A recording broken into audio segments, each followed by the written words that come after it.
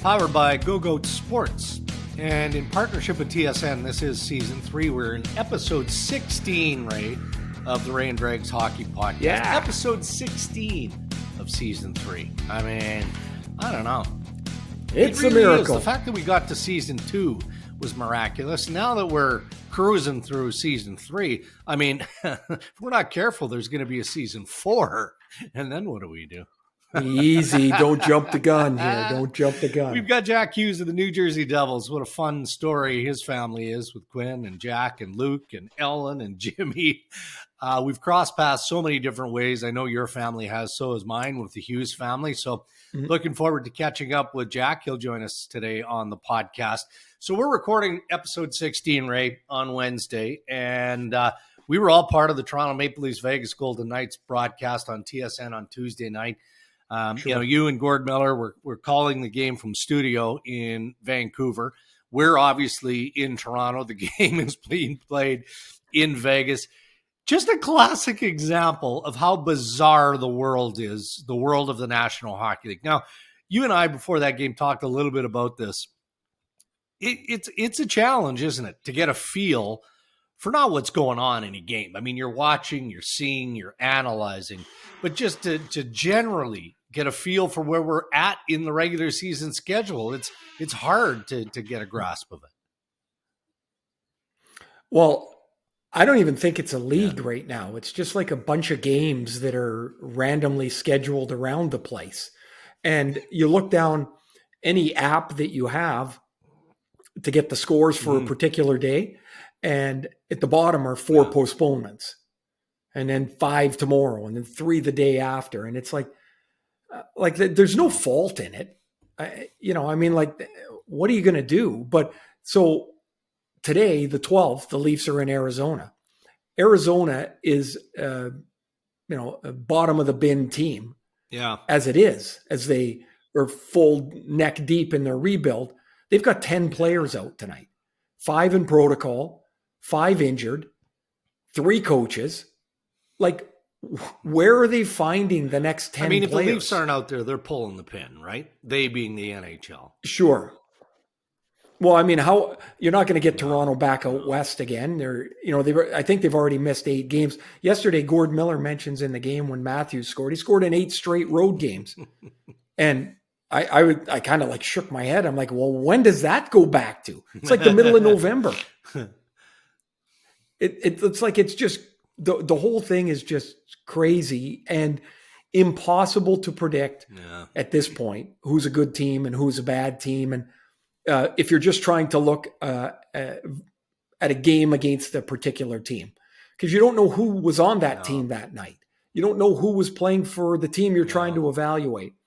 I think there's 8 or 10 teams that probably can win this year. But between now and the playoffs starting, whenever the hell that's going to be, how would you know? We'll move into headlines here. But I guess the concern that I would have if I'm the Players Association of the National Hockey League is, we're paid to pay attention to what's going on in the NHL and to juggle the rescheduling and everything that has to go on with trying to get 82 games played.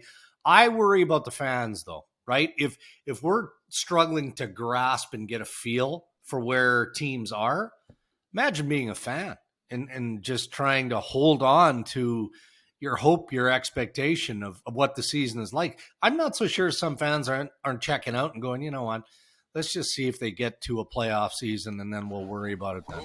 Well, I think that's without question, Dregs.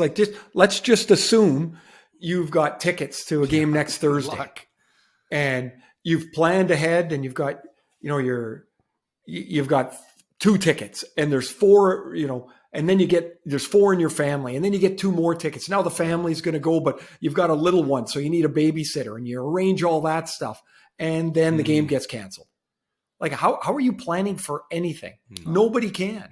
And so how are the fans going to stay super engaged? It's going to be tough. How are they? It would be next to impossible right now. Headlines presented by our friends at Boston Pizza. Ray, Boston Pizza now promotes over 50 different menu items. 50. And that's got to make everybody in your family happy. You can be a picky eater. You can have dietary restrictions, all of that. Boston Pizza has you covered. So they're encouraging order ahead. Look, if you're living in Ontario, you don't have much choice. You can't go in the restaurant. So order ahead. Take advantage of their great delivery service. You'll get it delivered to your door. Let Boston Pizza do the cooking for you tonight. Okay, again, reminding that we're recording episode 16, season 3 here on Wednesday. So if you're tuning into the podcast and it's maybe Friday, it's Saturday, it's Sunday, you know the outcome likely of the Evander Kane scenario.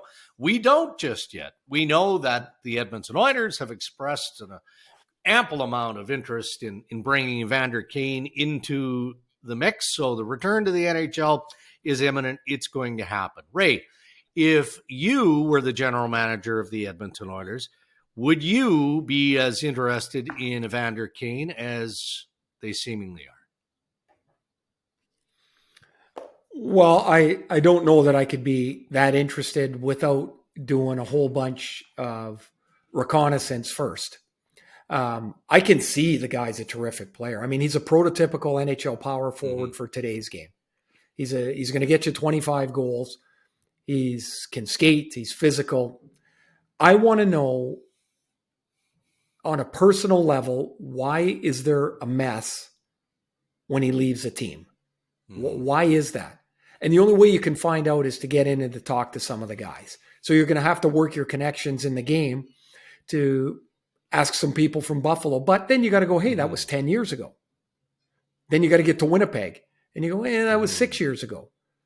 But if the same pattern is everywhere, then I'm concerned. I do think if you're a team signing Kane right now, you're getting Kane on best behavior for a very short period of time. And so that would maybe make me a little more interested to explore. And then that's just the hockey side. Then I got to get into what has gone on with all that other stuff off the ice. I need to have a better understanding because I'll be honest, Dregs. I mean, I don't read a lot of it. I mean, I see the headlines and I'm like, man, I'm not going and reading court documents and things like whatever's going on. I would have, but if I'm the manager, I have to know that. I have to know what the story is to the best of my knowledge. But from a playing standpoint, if you put Evander Kane next to Connor McDavid, you're probably going to be pretty happy with the results. And if you are the general manager, wherever he lands, and again, we're recording on Wednesday, you've had conversations with your head coach and your coaching staff, and you've had conversations with your captain and probably maybe even the extended leadership group, be it Edmonton.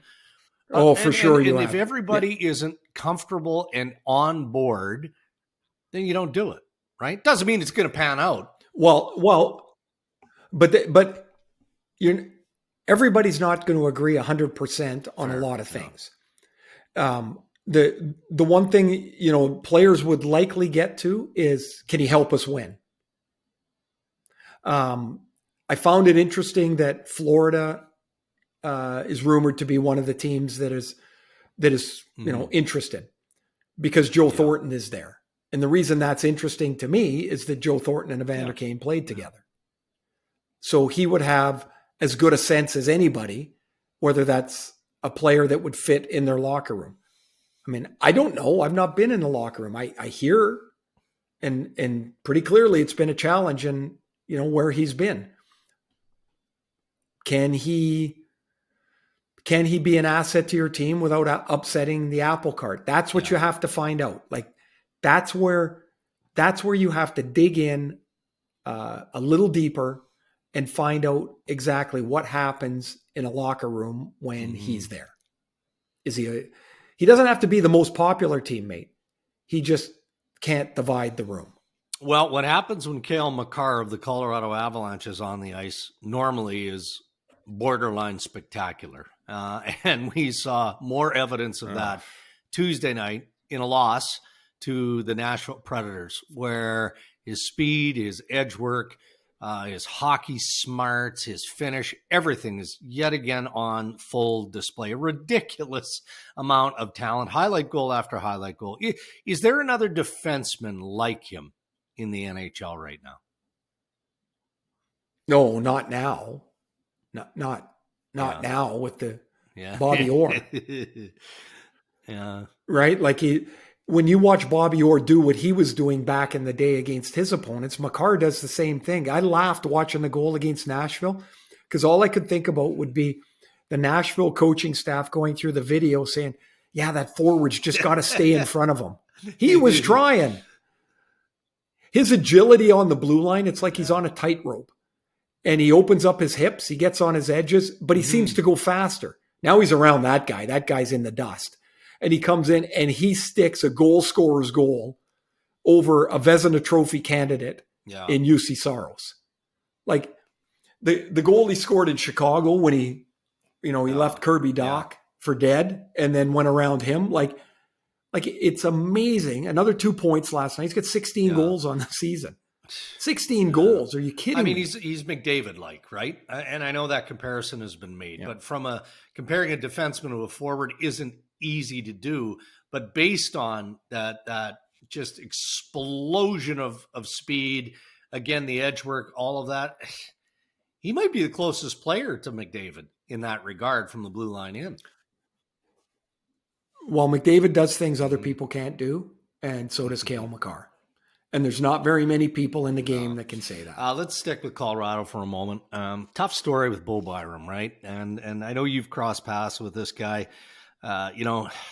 You think of what he's going to do potentially in the National Hockey League, and the sky might be the limit, but he has to get healthy. He's got a history of concussions, and disturbing the news on Tuesday coming out that he's taking a personal leave because he's not feeling well. So the lingering effects are there. And man, it just feels like this young man needs time. He needs time. He needs treatment. He just needs to do anything other than playing games. I would refer him to Sidney Crosby and say, do you remember the time, or he might have been too young because I don't even remember how many years ago it was, when Sid was gone for a year. Right? Like he wasn't right. Bo Byram's had 3 concussions in the last calendar year. And you have to be concerned, yes, for his unlimited hockey potential, but for him as a young man. And what difference does it make if he plays in January or February or March? It doesn't. Say he doesn't come back till April. Who cares? Hey, what if he doesn't come back till next October? Yeah. Who cares? I mean, it does matter, of course, but the overriding view has to be his health. And pretty clearly, if he comes back, plays 3 games, and then has to step away again, it's not right. Now, I don't know if you read a really great article written about him and his struggles in this past summer, calling his mom at one point, he's like, in tears and saying, Mom, I can't do this anymore. The 19, 20-year-old kid. Like the time to take more time is now. And I really hope Bo was able to have the support to understand that that's okay. The other part of this, without, again, we're not on the inside, not talking, or at least I'm not, and talking to agents and players and coaches and teams, but the Avalanche shouldn't let him back on the ice right now. Like, I think I really do think the team has to take a bigger view here and say, just when you think you're ready to play, let's take 30 more days. Management news around the National Hockey League. Big hire in Detroit, which we'll get your thoughts on coming up in Ask Ray and Dregs Anything, because there were a number of questions delivered through our social channels and on the website, Ray, about Lidstrom, Nick Lidstrom, the great captain for the Detroit Red Wings, being hired by another former Red Wings great captain and Steve Yzerman.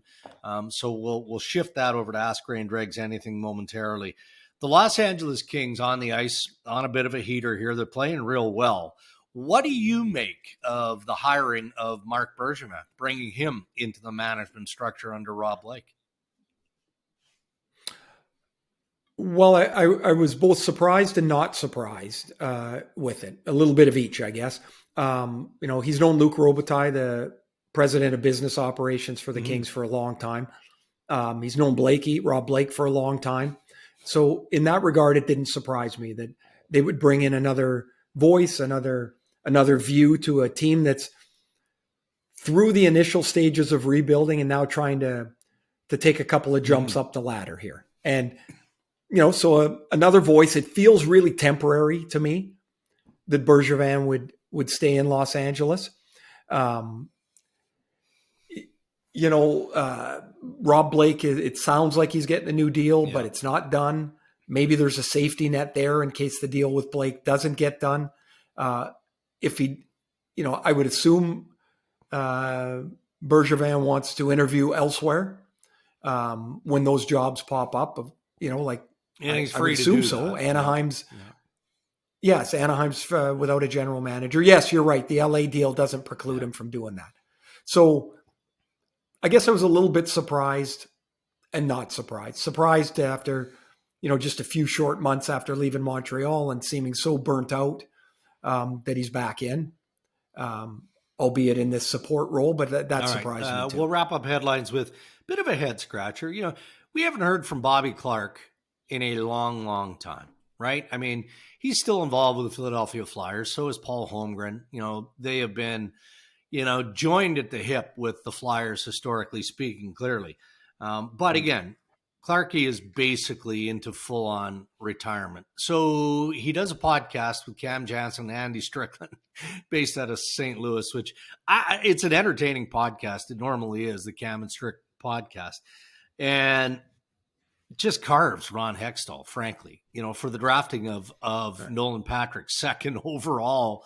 And then he brings up Cale Makar, who we talked about earlier in headlines, who's now a superstar. Now, in fairness, and I do want your opinion on Clarke going after Hextall, which normally the Philadelphia Flyers, historically speaking, again, the alumni don't go after each other in this fashion, even though they worked closely and Hextall worked for Bob Clarke. Now, Clarke's recollection of that draft isn't great. He did say on the podcast that none of the Flyer scouts wanted Nolan Patrick. And then he refers to Cale Makar, who I believe he thought was picked third overall, and he wasn't. Miro Heiskanen fits into the mix there. But you have to remember that Makar was with the Brooks Bandits of the Alberta Junior Hockey League at the time and was committed to UMass, right? So he was projecting to be a good player. But at that point, you couldn't guarantee that Cale Makar was going to be a superstar. So kind of unpack all of this because, man, did it get some good play. Good for Cam and Strick, but it got some tremendous play from an old school ex-general manager, ex-NHL executive in Bobby Clarke. Well, first off, I remember that draft only because I interviewed Nolan Patrick at one point. There was never, to my recollection, any consideration of anybody else other than the first two picks in that draft being 1 and 2. That was it. Hischier and Patrick. That was it. Beyond that, whether there was going to be great players or not great players, those two guys were at the head of the class. The Flyers, I believe, had a lottery bingo ball fall their way. They barely missed the playoffs and ended up with the second pick. And so that was another little sidebar to that story. I do find it, I find it hard to get my head around that nobody wanted to pick Nolan Patrick, and then Ron Hextall went up and just announced his name. Like, I do believe it's usually more collaborative than that. I do know when Ron Hextall was fired, the alumni and him had fallen onto different tracks. And as you mentioned, that's a strong, strong alumni in Philadelphia. This felt a little, I mean, I don't know this, but it felt a little personal. Like, why are you revisiting that? Like, why are you, revision? I mean, if you revisit any draft, you're probably going to find a lot of teams that went, did we draft the wrong guy? Like, a lot of them. Like, I don't know. Did the 31 teams that or 30, I guess 30 at the time. All those teams that had a chance at Nikita Kucherov, who was drafted in the second round, did they say, geez, we should have picked him? Or all those general managers and alumni from other teams all pissed off that nobody drafted Braden Point till the third round? Like, of course, it happens all the time. It's pretty inexact, but this felt a little barbed, like that was harsh.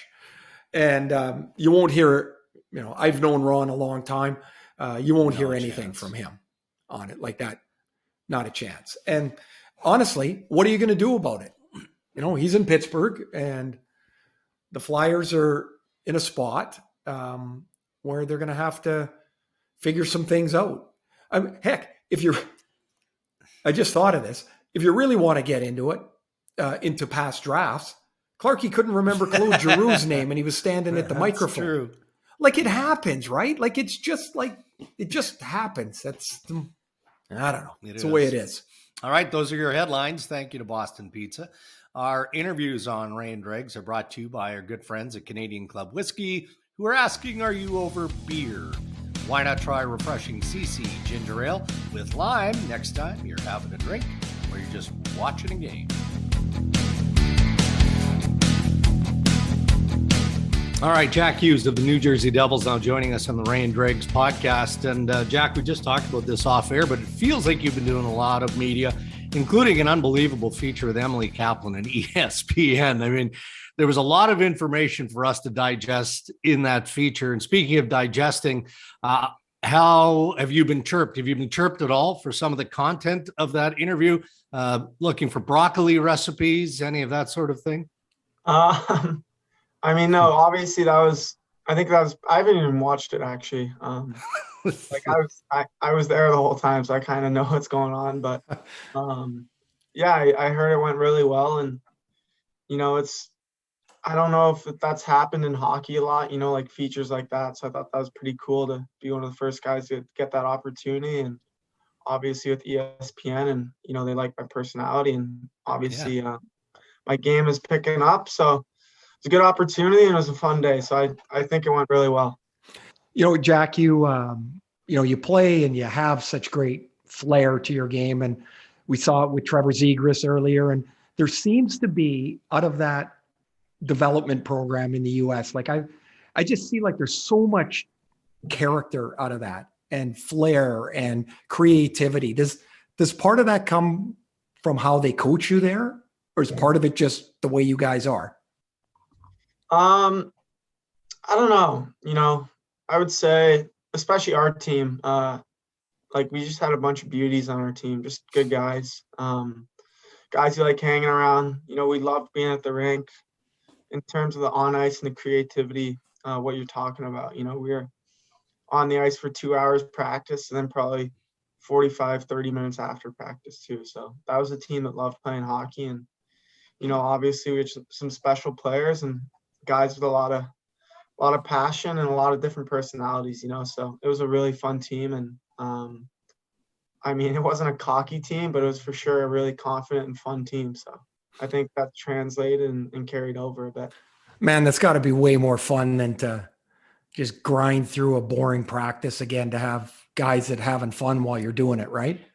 Oh yeah, I'll tell you that. Like at the program, it was all like competition based, it was all games, always blue versus red. One team loses, one team wins, so there's less of that in the NHL because you're playing every other day, you can't do that competitiveness on a daily basis. But at the program, it was just extremely fun practicing because, we're getting better, we're enjoying it, and, you're laughing out there and smiling the whole time. And, that's the culture I think we want to create in New Jersey, where we all come to the rink and enjoy it and love it. And, obviously it's a long season with ups and downs, but we gotta enjoy practice and enjoy the game.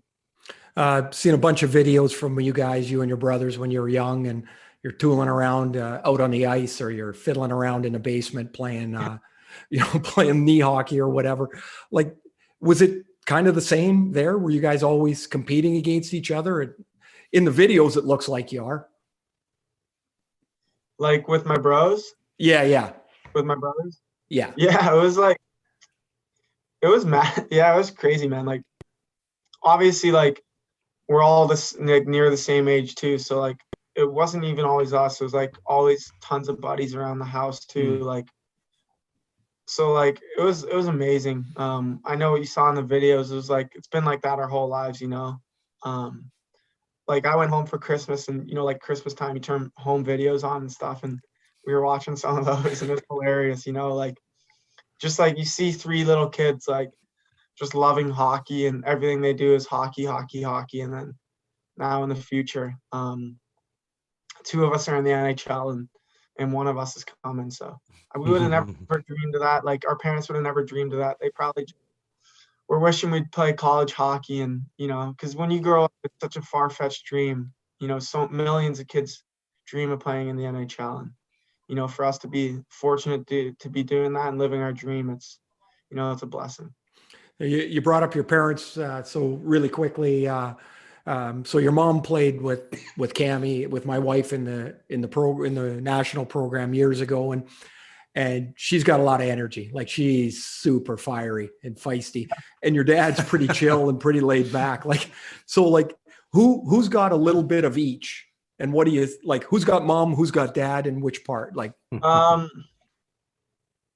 don't know. I mean, we're all pretty different. Like obviously my mom's a stud. Like we wouldn't be the players we are without her. And obviously we wouldn't be the people. Like a lot of our personality comes from her for sure. But I don't know, it's different. Like you probably see Jimmy as like pretty chill guy, like yeah. Watching the boys, but like we have him, like we go golfing with him and it's like there won't be a word said for 18 holes. Like we're just like he's like a shark out there, you know?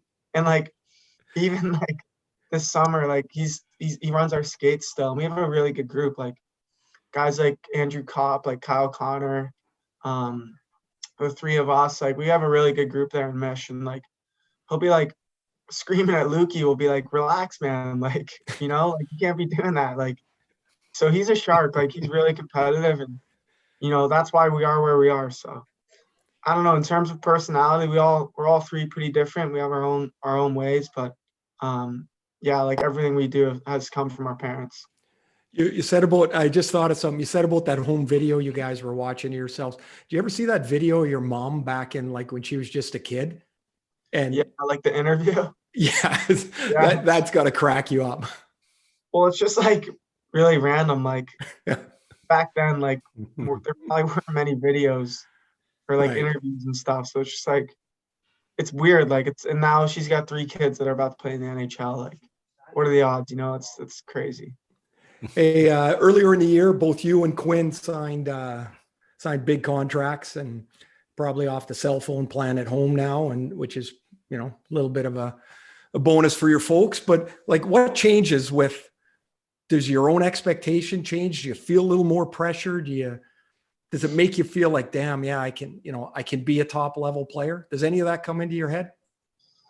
I mean, my first like instinct would be I'm just like really thankful to the Devils and you know, our owners, David Blitzer, Josh Harris, for, you know, believing in me like that, you know, because that's a huge investment that they made into me. So that's my first thing.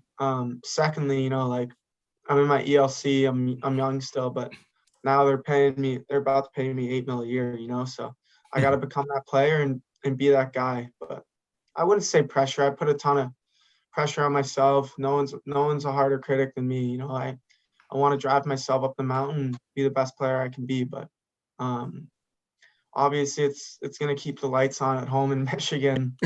So that's good. But, no, like I wouldn't say I don't need any extra drive. Like just my own passion and my own drive and my mentality is going to be what drives me up the mountain, not the fact that I'm making whatever money I'm making. So I don't think that's the problem, but it's obviously a really, really, really good feeling for me and my family, and I'm really excited to be a Devil for 8 more years. Well, and look, Jack, you've always, no different than Quinn and Luke will be the same, and your parents likewise. You've always tried to measure yourself against the best, right? And when you look globally at the best, now we're talking about the international stage, which you've had your share of. Weigh in on the NHL's decision. I'm sure you understand why the NHL had to do what it had to do from a scheduling perspective to withdraw from the Olympics. But man, that's got to sting for you. You've always been proud to wear the American flag, and another opportunity to play with your brother Quinn has been at least temporarily pushed aside. So when you finally got the word that the NHL wasn't going to China, how disappointed were you? Yeah, I mean, first of all, I'm not going to act like I was a lock in the team, you know.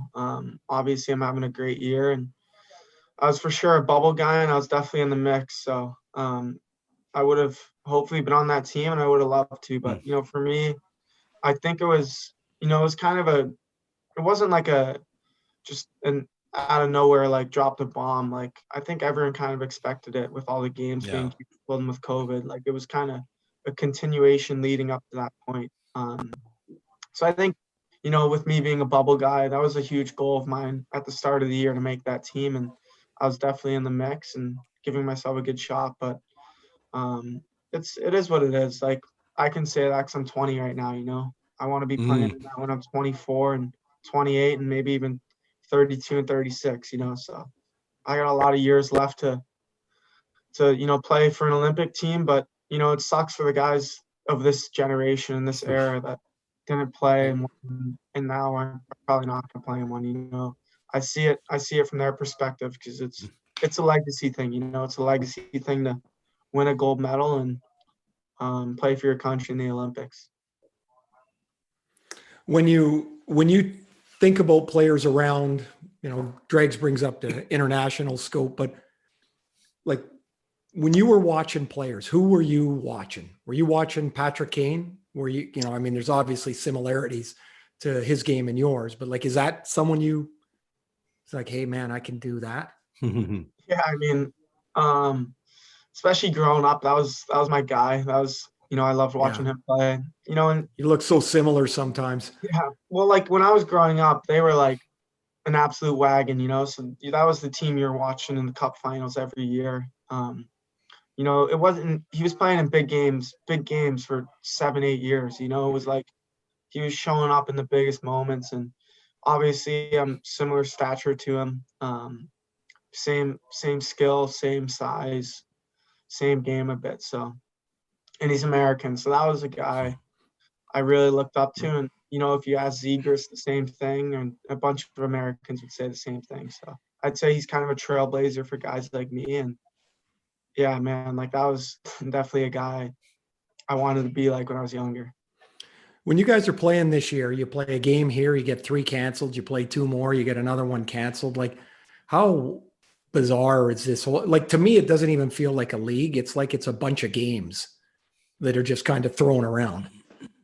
Yeah, it's weird. Like, I have a bunch of family on Long Island, and like they're texting me for like asking about tickets, see if the game's even going on. And I'm like, don't buy tickets yet, or I won't get you tickets yet, because I don't even know if the game's happening, you know. And now that we know the game's happening, I'll tell them. But it's just weird because it's like every day, it's a daily basis of like our medical guys running in the locker room, like pulling someone, you know. So it's extremely weird, but I don't know. Like I guess it's our normal now. It's like, what can you do about it, you know? So I don't even remember a time the normal NHL, like, because I only got 60 games in a normal year, and then COVID hit, and my last 2 years have been COVID. So like that's crazy to think of that. Yeah, it's like it's insane, man. Like, I'll tell you what, when I was coming in the NHL, I would have never thought that there'd be a virus like this and this would be the case. But at the end of the day, it's good we're still playing, and we're getting the games in and getting an 82 game schedule in. I just thought of something. I was thinking about you playing for the Devils, number 86. Why the 43s and the 86s in your family? Like, of all the numbers, like, you know, because Luke wears 43, of course, Quinn in Vancouver wears 43, and you're at 86. So yeah, we were like 6 was like our family number growing up. We all wore 6, and then I wore 86 for 2 years of minor midget. Why? Like, why 86? Probably because I was like 13, 14. I was like, high number. This is sick. Like, right. I don't know. Like, there's no meaning behind it. I was like, whatever. And then 43, like, I'm sure you know this, like at the program you wear for your 17 year, you wear 30 to 60. Right. Mm-hmm. And then your 18 year, you wear 0 to 30. So we kind of like, we were going at the program like 6 years in a row, the Hughes. So Quinn was 43, I was 43, Luke was 43, and then 666 are 18 years. So I don't know, like, I guess 43, Quinn stuck with that at Michigan. Luke the same. 86, like our captain Greener was wearing 6, and another guy was wearing 43. So I know it looks weird, like 43 doubled up as 86, but yeah, it looks like there's a plan, man. Yeah, we're not smart enough to get that done. But maybe you guys see, like, there's a 43 open in New Jersey one day. So I don't know. That's something to put out there. There you go. The insider will be hard at work. I don't know if you're comfortable with this because you're more of a team guy than anything else, but you're going to set individual goals. So you're better than a point per game player right now in this regular season. Do you have a goal target in mind? Do you have a point total in mind, or for you, is it just about the team success? Yeah, I mean, obviously it's number one about the team, but for the team to win, I'm going to have to be playing really well and producing, or else I'm not doing my job. So I understand that, and I have goals in my head, but I also know, like, Ray knows this for sure. Like, it's a crazy league. Like, you have a 5-game stretch where you're getting all the bounces, and then you have a 5-game stretch where your game's just as good and you're getting no bounces. So I think for me, like, just staying with it and more so about my game. I want to keep dominating and playing really well. And then the bounces and points will come. So I wouldn't say it's a numbers thing or anything like that, because I know it's like the league's weird, man. Like, the PP could get cold for 5 games, then the PP points aren't a thing anymore. Yeah. It's weird like that, where some bounces aren't going in sometimes. So I wouldn't say it's so much about the numbers, more about my game. I remember my first year, one of our older guys said, Jack, just to what you were just saying, he's like, we came out after the game, and everybody's got the stat sheet, and we're walking out, and he goes, I just played the best 0 shots -3 game that I could imagine. Like, he thought he played great, and every time he turned around, it was in the bloody net. Our net. Yeah, you get it. It's like, it's just a weird league like that, like sometimes you're feeling it and you go pointless, and sometimes it'll be your best game of the year and you'll go and you'll have 2 points, and then sometimes you'll play brutal and still get 2 points, like that's how hockey is, and that's how it is. Hey, last one for me. I was a structure guy. Like, I ate at the same time, I slept at the same time, I went to the rink at the same time. You don't strike me as that. Maybe you are. Do you have a game day routine, or is it, unless there's football on, like, is there anything that's in what's your routine? No, I'm pretty low key. Like, I go to the rink. If we morning skate, it is what it is. If we don't, whatever. Like, I'll just eat my pregame meal when I'm hungry. Like, you don't have a time you do that? Well, like, like how it is. Like, you either eat like in between 11 or 1, right? And yeah, so but I mean, when you're at home, do you just kind of eat like? Yeah, like sometimes I'll be like, I'll just eat at the rink, or sometimes I'll be like, all right, I feel like driving home, and I'll eat an hour later at home. Like, right. So I'm not like picky like that, but my one thing, like, that's a non-conditional, is like my naps. Best part. Usually nap for like 3 hours on a game day. 3 hours, man. Wow. That's a sleep. That's not a nap. Yeah, man. I got young legs. Gotta get that sleep in. All right, Jack. Lost you guys. Yeah, we're just locking up there. Do you have us now? Oh, what happened there? That's weird. You got us, Jack? Yeah, I got you. All right, sorry. We'll wrap up here. As Ray mentioned, you're a big football guy, so you've got NFL wildcard rounds this weekend, Saturday, Sunday, Monday. You going to spend a lot of time on the couch just kind of binging football? Yeah, I'll watch the games. I'm less interested now that I'm sure you guys watch it. Do you watch the ESPN? So what was your team like? I'm all about fantasy. So I won 1 league and then lost 2 leagues, but positive steps for sure. Do you have a championship belt from the league you won? Like, is there some kind of trophy? I get a T-shirt and then some cheddar, and then I get someone gets a punishment too. Have you ever seen the series called The League? What? The League. No. What is it? It's these 4 or 5 buddies that have a fantasy football league. Like, honestly, I think you should check it out. It's bizarre. Like I think you'll love it. I love it. It's awesome. It's 1 year too. Like, you can get through it fast. Yeah. All right, Jack. We appreciate you taking time, buddy. All the best. Good luck the rest of the way. All right, guys. Thank you. Thank you, Jack. Yeah, we'll see you.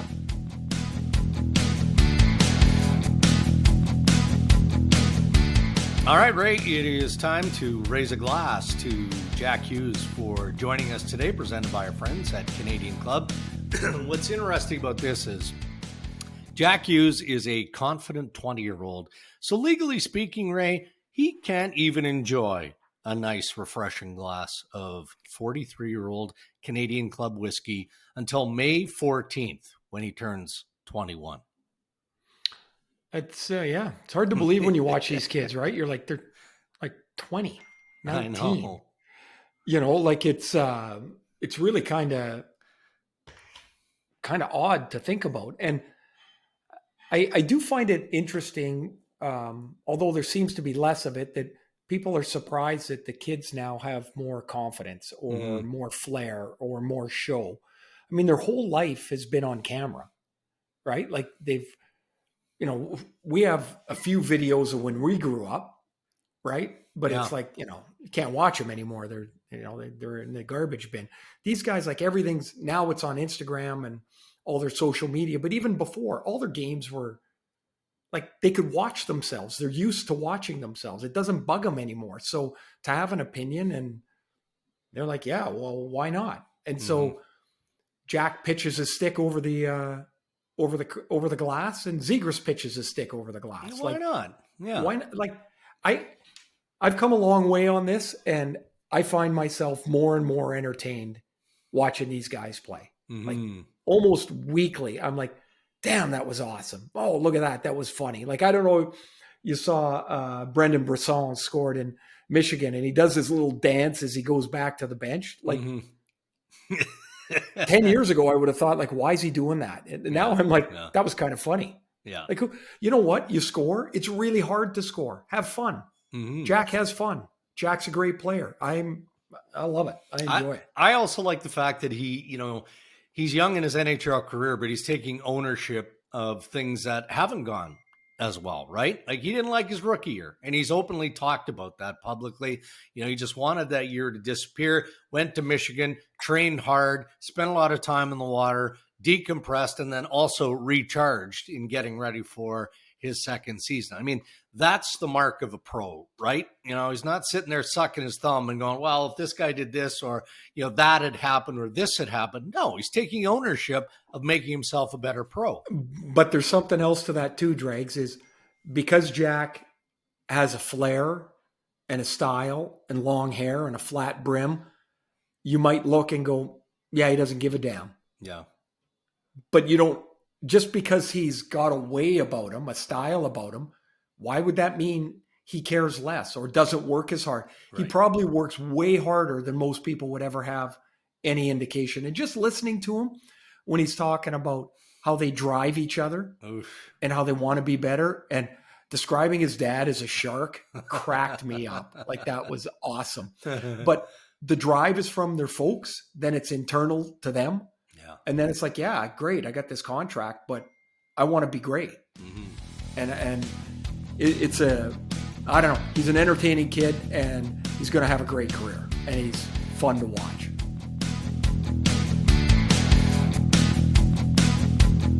All right, good times. It is time for our weekly visit with Chris Abbott from Coolbet.co. It feels, Chris, like it's a slower time of the year, even though we're recording the podcast here, episode 16, on Wednesday. There's a good amount of wildcard football on Saturday, Sunday, and Monday. I mean, is that primarily this week where the focus for you and Coolbet.co is? Yeah, that's where the big money will come in, is this weekend. Obviously, fewer games. What have we got? Six games this weekend, so it'll be more heavily concentrated. So from a bookmaker's perspective, your risk starts to pile up because there's less ways to spread the risk around.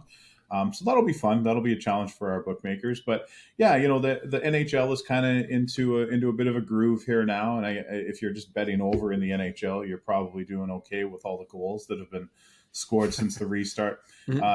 Golf is just about to start again. They had one tournament last weekend.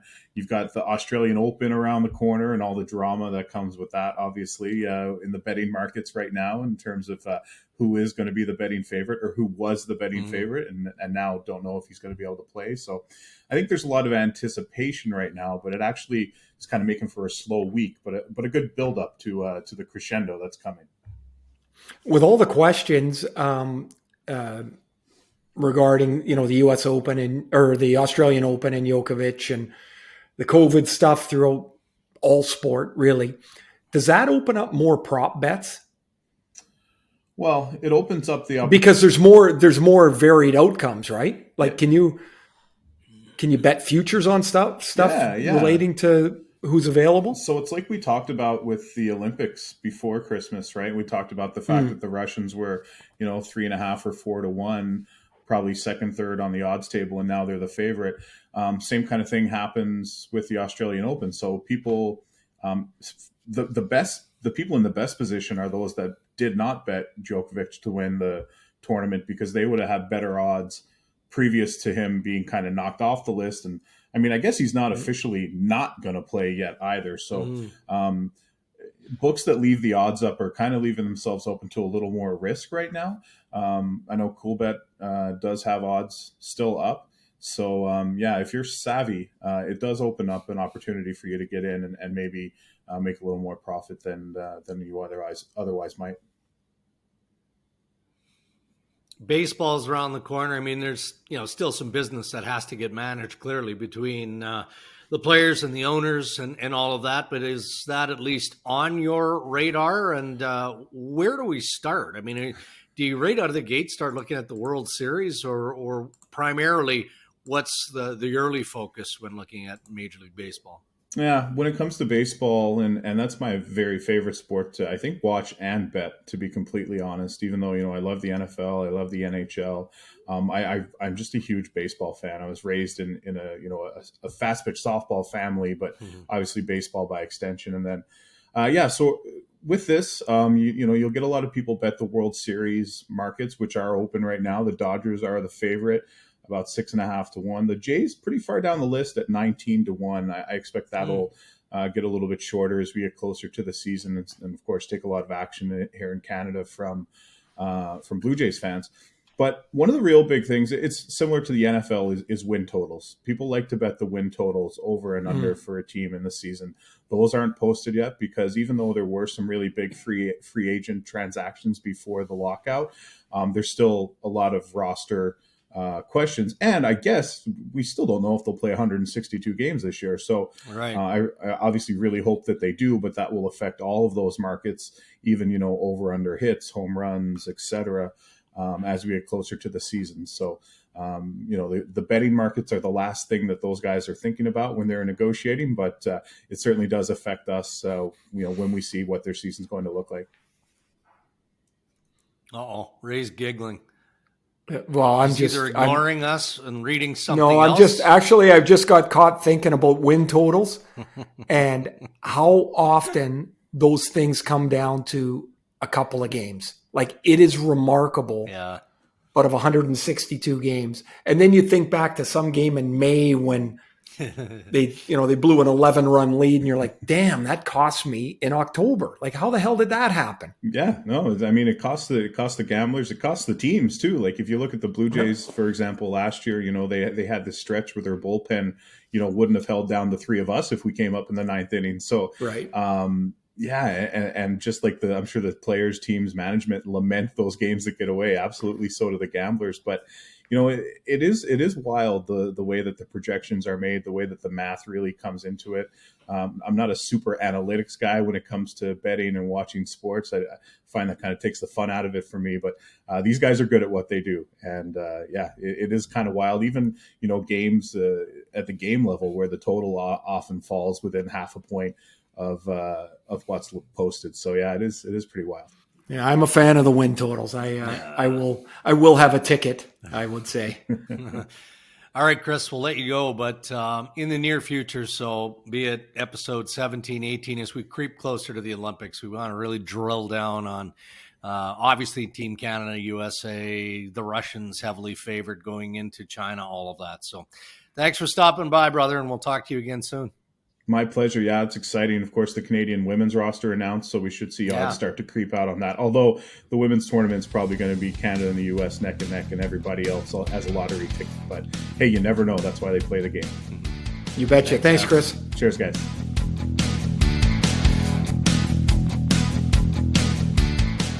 All right, time for Ask Ray and Dregs Anything. You can send your questions our way on our social channels by Twitter or Instagram. It's at Ray and Dregs, or on the website, rayandregs.com. We are going to go to Twitter first, Ray. And, okay, let's go there, Dregs. Linus wants to know what you think and experienced first playing against Nick Lidstrom. If you have a story playing against Nick Lidstrom, of course, former star of the Detroit Red Wings, Hall of Famer, maybe watching him after the fact. Just the recent news, obviously, of him joining the Red Wings as a new vice president of hockey operations. How well suited do you think Nick Lidstrom is going to be for his new gig? Nick's personality strikes me as being excellent for management.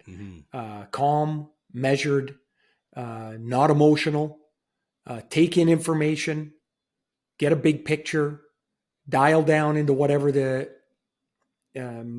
decision is. His way seems to fit really well.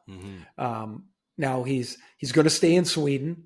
I saw him at the Hall of Fame this past November, and he said, his kids are back in, they're Swedish. They're back home now. And so he'll stay there, which is a little bit of a different way of doing things, I guess. Although, hey, the world's small. You don't have to be sitting in the next office. I guess you can pick up the phone or open up a Zoom or whatever we've gotten accustomed to.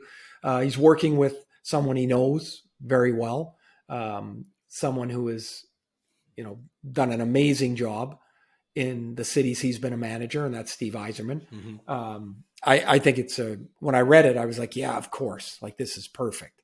It's a terrific hire. For playing against Nick, I always found him to be incredibly frustrating because there was never any agitation playing him. Like you would just have the puck and then you wouldn't have the puck and he'd have it.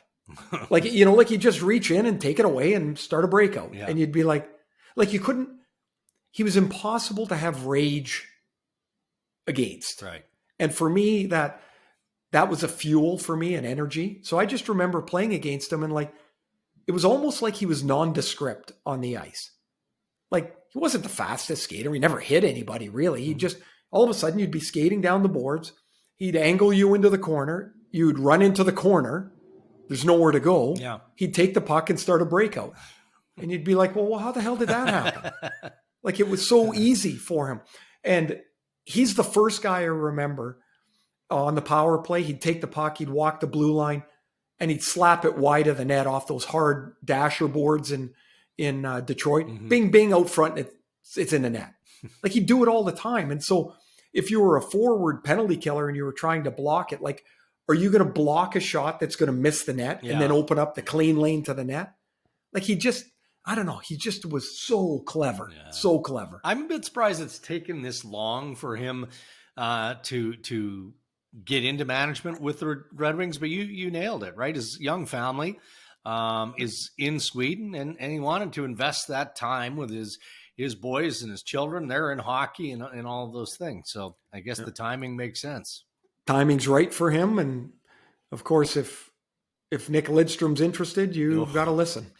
All right, Joe on Instagram, Ray, wants to know, how soon will the Dallas Stars make a choice to sell off what they have or stay put and try and stay alive in a playoff race? And maybe the question has been somewhat answered with John Klingberg recently coming out and basically announcing his disappointment for not having a contract extension in hand by now. So we'll see. Yeah, I mean, I'm just queuing up the standings here. And so they're 8 points out of third in the Central, out of fourth, rather, in the Central behind Minnesota. And if you go to 4 teams on the other side, they're just 5 points behind LA and San Jose. Like they're not selling yet. As for John Klingberg, I mean, every contract impasse isn't because they don't like a player or the player doesn't like the team. It's, hey, we're stuck here. This is the money we've got. Yeah. So when you say sell off, of course, everybody looks at Jamie Benn and Tyler Seguin. Well, you've got to have somebody on the other side that says, yeah, I'll take lots of that salary for you. Mm-hmm. And so it's not as easy, I would think. There are times when I go, man, Dallas is pretty good. And then other times they just aren't. It would seem odd that they would get to a point where Klingberg leaves for free. Mm-hmm. So if it's about Klingberg, I mean, they got till the trade deadline. I don't know. Has that moved yet, Dregs? Or no, is that still date March moved? 21st. No. Yeah. So, I mean, you get into start of March and, if they decide they can't get him signed, I'm sure there's going to be a list of teams that would say, yeah, you know what? I'd be interested in John Klingberg. All right. 2 more for you, Ray, from Gibson on Instagram. And I'm going to adapt his question a little bit because Gibson is asking, do the Leafs find a way to sign Jack Campbell? And I believe the answer is yes. I don't see what 100% they have. So there's the answer to the question. But how much of an influence impact is his signing going to have on other decisions? Because, Jack Campbell is probably going to come in around, 5.5? Okay, so add $4 million to the Leafs cap. Yeah.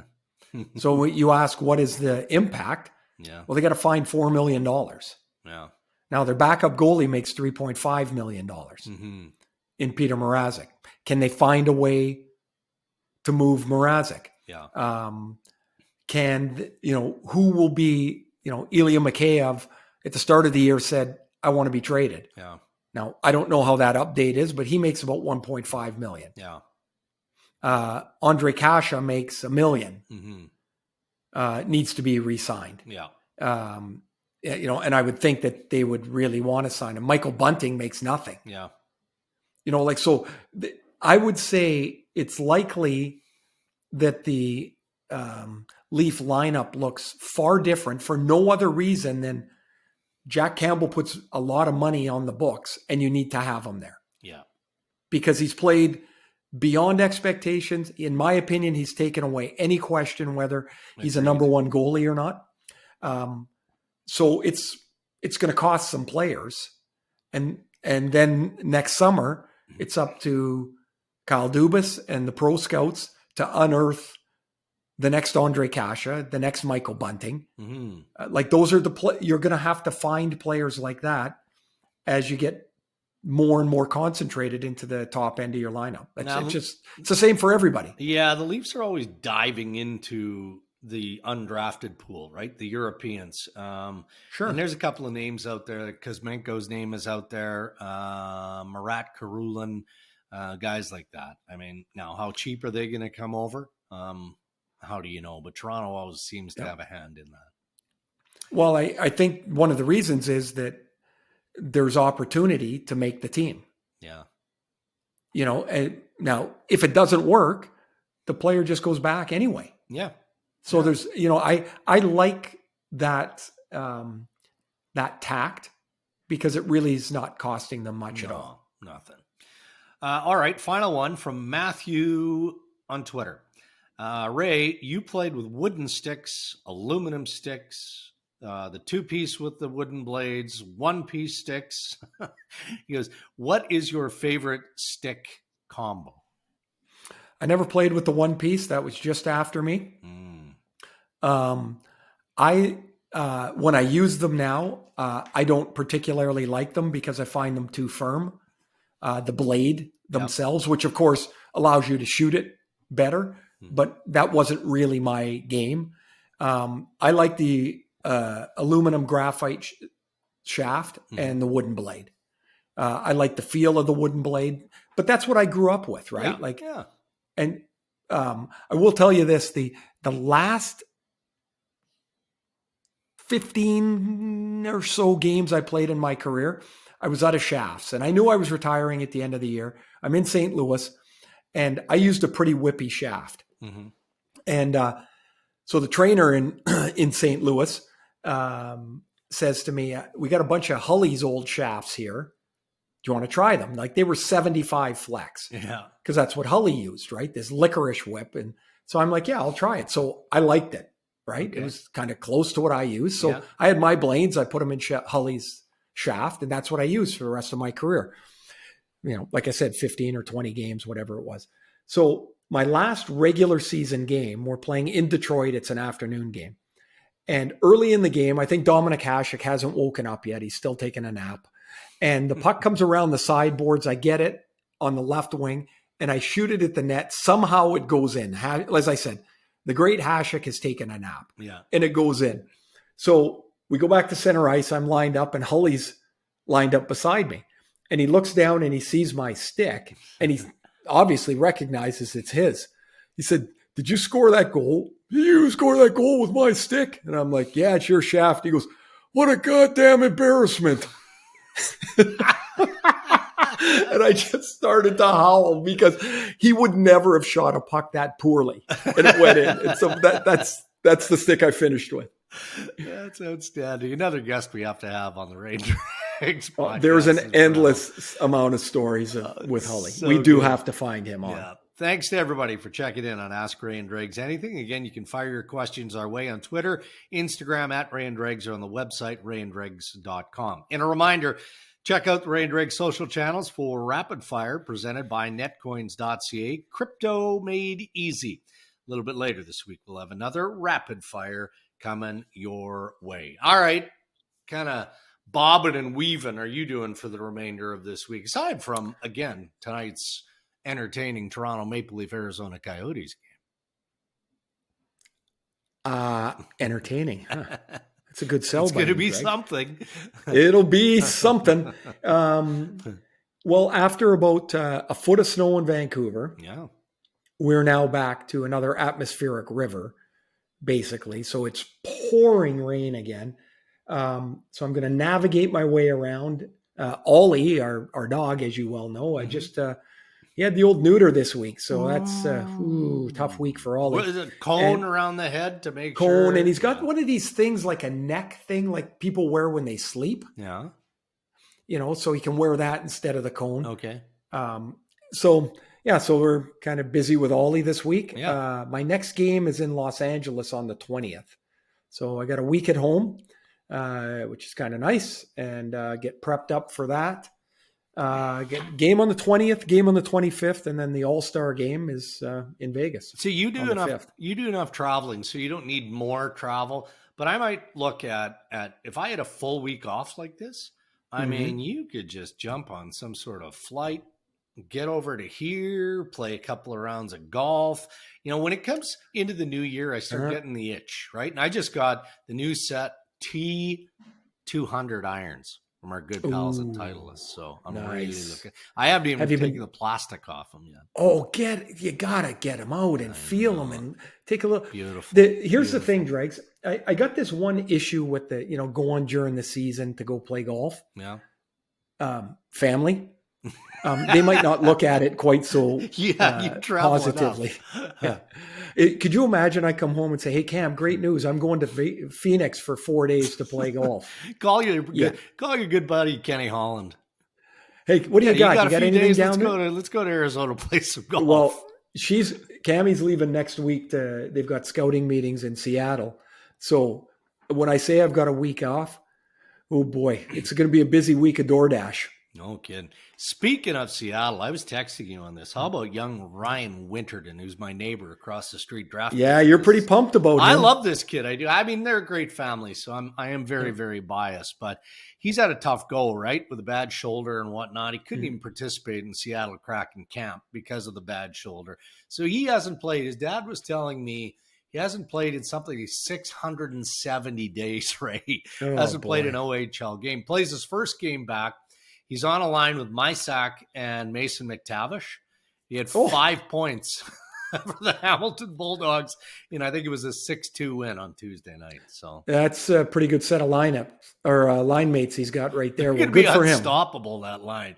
Yeah, good for him. Yeah, so we'll keep an eye. I'll keep Cammie posted on the developments. Please do. Ryan Winterton. All right, brother. Have a good few days. Enjoy. Be safe, Dregs. And I guess you guys aren't doing much in Ontario right now, but be safe and hope everybody's well in and around your world. They are. So we'll knock on wood. I hope it stays that way. Huge shout out, Ray, to our friends, our partners who make the podcast possible. That's Coolbet.co. Chris Abbott joins us weekly to talk about all things that's going on in that world. Free-to-play sports and casino games website, Coolbet.co. By Canadian Club Whiskey, who ask, are you over beer? Can't forget Endy.ca. Remember, use the code RD75 and you're going to save $75 on a mattress. And by Boston Pizza. Pick it up or get it delivered to your front door. Let Boston Pizza do the cooking for you tonight. And special thanks to you for listening, for rating, for sharing, and for following the podcast wherever you get your podcast. And for following us on our YouTube channel where you can catch up on the video versions of past interviews, rapid fire clips, and so much more. That is episode 16. Have a good week, everybody. And tune in to Ray and Dregs, the hockey podcast, episode 17 next week.